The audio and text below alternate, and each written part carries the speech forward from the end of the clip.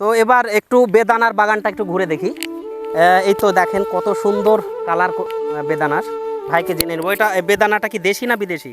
এগুলো সব বিদেশি ভ্যারাইটি বেদানা। এখানে যতগুলো জাত আছে হুম এটা পরীক্ষিত জাত, হুম সবগুলো বিদেশি ভ্যারাইটি। এগুলো বাজারের থেকে বিশালই ভালো। ন্যাচারালি ভাবে তৈরি হচ্ছে এখানে। হ্যাঁ, ন্যাচারাল। আর যারা আপনার কাছ থেকে এই চারা নিতে চায় কি বলবেন তাদের উদ্দেশ্যে? তো আমার সাথে যোগাযোগ করতে পারে। মুর্শিদাবাদ থানা হরিহরপাড়া, গ্রাম 16, আকন্দবেড়িয়া। ঠিক আছে। তো দিকটাতে আছে মৌসম্বি।